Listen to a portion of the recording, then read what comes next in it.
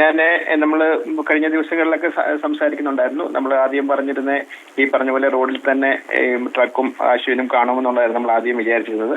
അതേപോലെ തന്നെ ഞാൻ മെഞ്ഞാത്ത ചർച്ചയിൽ ഞാൻ കൃത്യമായിട്ട് പറഞ്ഞിരുന്നു, നമ്മുടെ ഒരു GPS സംവിധാനത്തിന്റെ ഒരു എറർ ബാർ ലൊക്കേഷനുമായിട്ട് ബന്ധപ്പെട്ട് നമുക്ക് റോഡിൽ തന്നെ ആണെങ്കിലും ഒരു പക്ഷെങ്കിൽ കുറച്ച് ഒരു 50 മീറ്ററോ അല്ലെങ്കിൽ 75 മീറ്ററിന്റെ ഒരു ചുറ്റളവിലാണ് ഇത് കാണാനുള്ള സാധ്യത ഉണ്ടായിരുന്നത്. അപ്പൊ നമുക്ക് ഇതിൻ്റെ അകത്ത് വീണ്ടും ഒരു കൺഫ്യൂഷൻ വന്നിരുന്നത് അവിടുത്തെ ദൃക്സാക്ഷികളും അതുപോലെ തന്നെ അവിടെ ഈ രക്ഷാപ്രവർത്തനം ചെയ്തിരിക്കുന്ന ആൾക്കാരുടെ വാക്കുകൾ കേട്ടിട്ട് അവിടെ വീണ മണ്ണിന്റെ ഈ ചെളിയോട് കൂടിയ വെള്ളത്തോട് കൂടിയ ചെളിയുടെ എല്ലാം ഒരു വോളിയം കൺസിഡർ ചെയ്ത് നമ്മൾ ഒരു പക്ഷെങ്കിൽ ആ മണ്ണിനുള്ളിൽ കാണുമെന്നാണ് നമ്മൾ ആദ്യം വിചാരിച്ചിരുന്നത്. രണ്ടാമത് ഇവിടെ നമ്മളിത് ആദ്യം ഇവിടെ ഈ നമ്മുടെ പുഴയിലേക്ക് എത്താൻ സാധ്യതയില്ലെന്ന് നമ്മൾ വിചാരിക്കാൻ ഒരു കാരണം ഇത് ഈ മലയുടെ ഭാഗം എന്ന് പറഞ്ഞാൽ ഓൾമോസ്റ്റ് ഞാനിപ്പം പത്രങ്ങളിൽ നിന്നെല്ലാം വായിച്ച് മനസ്സിലാക്കി 250 മീറ്ററോളം ഹൈറ്റ് ഉണ്ടായിരുന്നു. ഇതൊരു വളരെ സ്റ്റീപ്പായിട്ടുള്ള ഒരു മലയായിരുന്നു.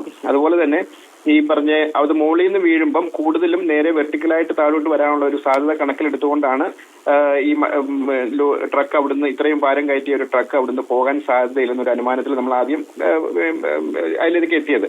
രണ്ടാമത് നമ്മൾ സാധാരണ ഇന്നലെയും മിനിഞ്ഞാത്തുള്ള വീഡിയോകളിൽ ചൈനയിലും അതുപോലെ പല ലോകത്തിന്റെ പല ഭാഗത്തും നടന്ന വളരെ എന്താ പറയാ ശക്തിയോട് കൂടിയ ലാൻഡ് സ്ലൈഡിന്റെ പല വീഡിയോസ് നമ്മൾ കണ്ടു. അതിലൊക്കെ നമ്മൾ കണ്ടിരുന്നത് വളരെ ദൂരത്തെ നിന്ന് മണ്ണും ചെളിയോടും കൂടി ഒഴുകി വന്നിട്ട് അതിനെ ഈ നമ്മുടെ റോഡിന് സമാന്തരമായിട്ട് അതിനെ അടിച്ചു കൊണ്ടുപോയി റോഡിലേക്ക് എഴുതുന്നതാണ്. ഒരു എക്സാമ്പിൾ ഞാൻ അന്ന് പറഞ്ഞിരുന്നു, നമുക്ക് പെട്ടിമുടി പോലെ സംബന്ധിച്ച് പെട്ടിമുടിയുടെ ഈ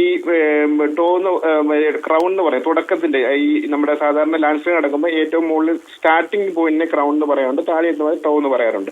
അപ്പൊ ക്രൗൺ പോയിന്റിൽ നിന്ന് വളരെ ദൂരെ നിന്നാണ് സംഭവിച്ചിരിക്കുന്നത്. അടിച്ച് വളരെ ഫോഴ്സോടി വെള്ളവും ഈ ചെളിയും പാറകളും ചേർന്ന് കൊണ്ടുവന്ന് നമ്മൾ താഴെ എത്തിയിരിക്കുന്ന അവിടുത്തെ ഞാൻ പെട്ടിമുടിയിലെ എക്സാമ്പിൾ പറയാണ്, ലയങ്ങൾ ഉൾപ്പെടെ അടിച്ച് ദൂരത്തേക്ക് കൊണ്ടുവന്നുണ്ട്. പക്ഷെ നമ്മുടെ ഇവിടെ നിന്ന് സംഭവിച്ചിരിക്കുന്നത് വളരെ ക്ലോസ് ആണ്, റോഡിന് വളരെ ചേർന്നും അതുപോലെ തന്നെ ഓൾമോസ്റ്റ് ഒരു വെർട്ടിക്കലായിട്ട് സ്റ്റീപ്പായിട്ട് ഓൾമോസ്റ്റ് ഒരു 250-300 മീറ്റർ ഹൈറ്റ് എന്നാണ് അതിന്റെ ഏറ്റവും മുകളിലത്തെ ഭാഗം. അവിടുന്ന് അപ്പൊ ആ ഒരു ഡിസ്റ്റൻസിന്റെ നമ്മൾ കണക്ക് കൂട്ടിക്കൊണ്ടാണ് ഒരു പക്ഷേങ്കിൽ ഈ പറയുന്ന വലിയ ഭാരത്തോട് കൂടിയ അതുപോലെ തന്നെ ഫുള്ളി ലോഡഡായ ട്രക്ക് ഒരു പക്ഷേ റോഡിൽ പോകാൻ സാധ്യതയില്ല നമ്മുടെ ഈ പുഴയിൽ പോകാൻ സാധ്യത ഇല്ലായിരിക്കും എന്നുള്ളൊരു അനുമാനത്തിലേക്ക് എത്തിയതും അതുപോലെ തന്നെ ഇത്രയ്ക്കും അധികം മണ്ണ് അവിടെ തന്നെ കുമിഞ്ഞു കൂടിയത് കൊണ്ടും പുഴയിലേക്ക് പോകാതെ കുമിഞ്ഞു കൂടിയതുകൊണ്ട് ആ ഒരു അനുമാനത്തിലെത്തി.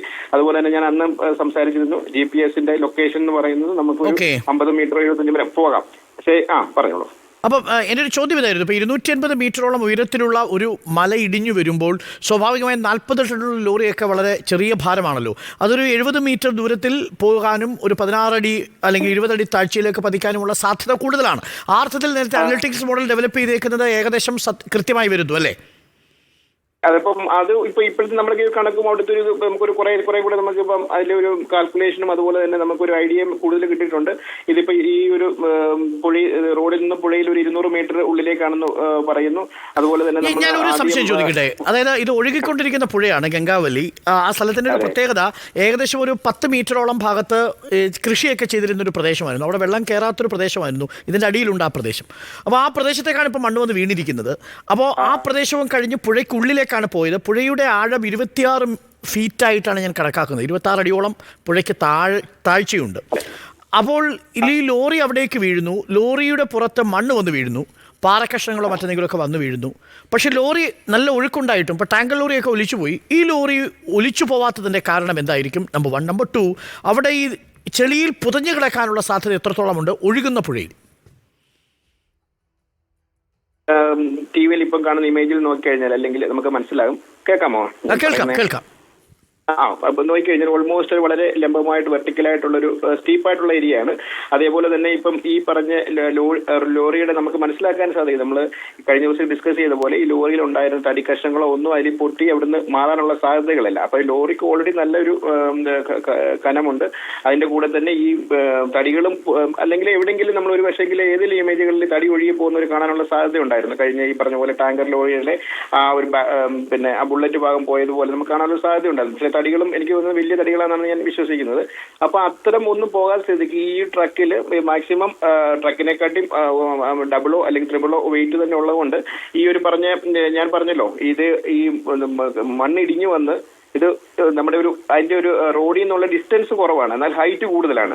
അപ്പം അത് ഈ സമാന്തരമായിട്ട് റോഡിനോട് ചേർന്ന് പുഴയിലേക്ക് അടിച്ചു വരാനുള്ള ഒരു സാധ്യത കുറവാണ്. കാരണം ദൂരത്തേക്ക് പോകാൻ, കാരണം നമ്മൾ ഇന്നലെ പറഞ്ഞു ഒരു സുനാമി പോലുള്ള ഈ പുഴയിൽ തന്നെ സുനാമി ടൈപ്പ് വേവ്സ് ജനറേറ്റ് ചെയ്ത് അതിന് ഓപ്പോസിറ്റ് സൈഡുള്ള വീടുകളും കടകളും ഒക്കെ നശിച്ചത് അവിടെയുള്ള ആൾക്കാർക്ക് തന്നെ അത്യാവശ്യം സംഭവിച്ചിട്ടുണ്ട്. അപ്പൊ അതിന്റെ അർത്ഥം എന്ന് വെച്ച് കഴിഞ്ഞാൽ ഇത് കൂടുതലും ലംബമായി വെർട്ടിക്കലായിട്ട് വെള്ളത്തിലേക്ക് പതിക്കുന്നതാണ്. അതുകൊണ്ടാണ് ഈ പറഞ്ഞ പോലെ സുനാമി പോലുള്ള വേവ്സ് കൂടുതൽ ഉണ്ടാകാനുള്ള സാധ്യത വരുന്നത്. കാരണം ഇത്രത്തോളം നമ്മൾ വെർട്ടിക്കലായിട്ട് ഒരു വലിയൊരു പാറ കഷ്ണം എടുത്ത് നമ്മൾ വെള്ളത്തേക്ക് ഇടുന്നതും അതുപോലെ തന്നെ ചരിച്ച് അതിലേക്ക് ഒരു ആംഗിളോട് കൂടി ഇടുമ്പോഴും അതിനുള്ള വേവ്സിനുള്ള ഹൈറ്റ് കൂടാനുള്ള സാധ്യതകൾ കുറേ ചരിച്ച് വരുവാണെങ്കിൽ. അതിൽ വെർട്ടിക്കൽ വരുമ്പോൾ അപ്പൊ അതുമായിട്ട് ബന്ധപ്പെട്ട് ഈ ട്രക്ക് വെർട്ടിക്കലായിട്ടാണ് വീണിരിക്കുന്നത്. അതുപോലെ തന്നെ ഈ കണക്കിലെടുത്തുകൊണ്ട് അത് കൂടുതലും അവിടെ തന്നെ കുറച്ച് ആഴത്തിലേക്ക് പോയാനുള്ള സാധ്യതയുണ്ട്. പക്ഷേ അവിടുന്ന് സമാന്തരമായി പുഴയിൽ കൂടെ ദൂരത്തേക്ക് ഒഴുകി മാറാനുള്ള സാധ്യത വളരെ കുറവാണെന്നാണ് എനിക്ക് മനസ്സിലാക്കാൻ സാധിക്കുന്നത്. Okay, thank you doctor P S Sunil. അങ്ങ് പറഞ്ഞതുപോലെ സംഭവിക്കട്ടെ. നാളെ നമുക്ക് ആ എക്സാക്ട് ലൊക്കേഷനിൽ നിന്ന് പുഴയുടെ തീരത്ത് നിന്നും 20 മീറ്റർ അകലെ 15 മീറ്റർ താഴ്ചയിൽ നമുക്ക് ഈ ലോറി കോൺടാക്ട് 1 എന്ന് നേവിയുടെ സോളാർ സംവിധാനം സിഗ്നൽ കണ്ടെത്തിയിരിക്കുന്ന ഭാഗത്ത് നമ്മുടെ പ്രിയപ്പെട്ടവനെ നമുക്ക് കണ്ടെത്താൻ കഴിയട്ടെ എന്ന് നമുക്ക് പ്രതീക്ഷിക്കാം.